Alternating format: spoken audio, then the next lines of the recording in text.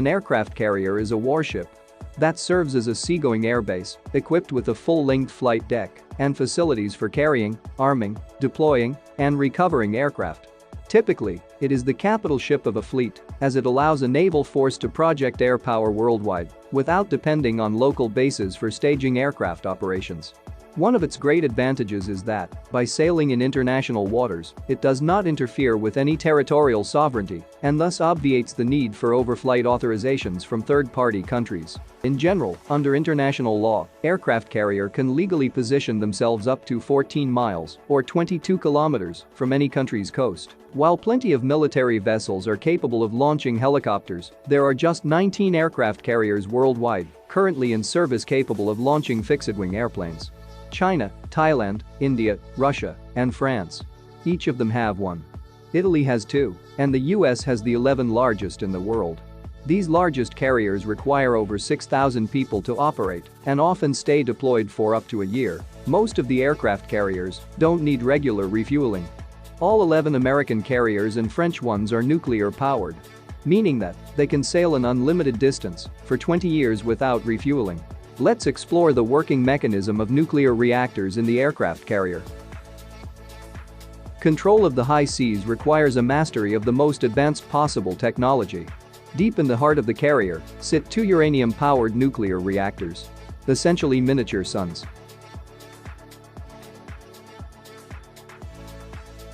These radioactive furnaces boil water to create high-pressure steam, which spins the giant turbines. The carrier's 8 electric generators could easily power a city of 100,000 people. Using massive reduction gearbox. The turbines also turn 4 giant propeller shafts that drive the ship at around 35 knots. In a diesel-powered aircraft carrier, when you burn diesel, 40% of the fuel is turned into useful energy.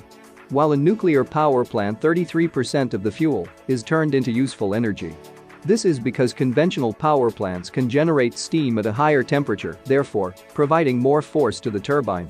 If you were to run each type of aircraft carrier with 200,000 horsepower non-stop for a week, a conventional carrier would require over 5 million liters of diesel fuel, while a nuclear carrier would require just 4 kilograms of enriched uranium. In other words, a nuclear carrier consumes as little as 0.00008%. On American carriers, everyone's job is easily identifiable by the color shirt they wear. Yellow shirts deal with navigating aircraft around the deck. Blue shirts are assistants to yellow shirts, driving tugs, operating elevators, delivering messages, and more. Red shirt do all the handling and mounting of ammunition. Purple shirt manages aircraft refueling.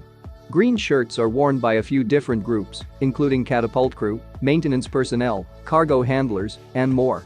White personnel are also worn by a mix of personnel, including those helping aircraft landing, working as medical personnel, and more.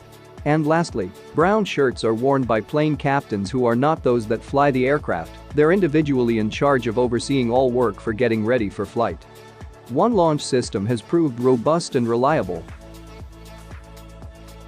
Below deck is tanks of high-pressure steam from the nuclear-powered boilers. They provide explosive expansion power to pistons sitting in 300 feet long, tube-like shells waiting in the barrel of a gun. Once released, the power of the piston can launch an aircraft with the force of 4 Gs, catapulting the plane from 0 to 160 miles per hour in just 3 seconds. As exciting as the steam-powered catapult launch is for the fighter pilot, a safe landing is even better.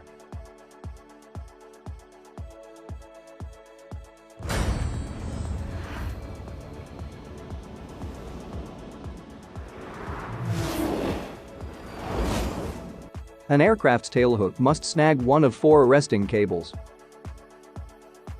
This braided wire weaves 900 feet through the carrier down to an arrestor engine.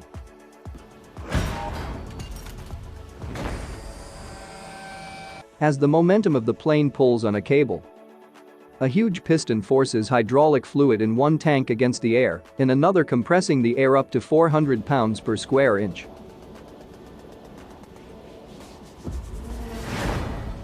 Stopping the aircraft and pilot in just 2 seconds.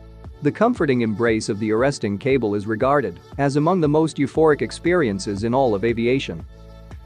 Thank you for watching.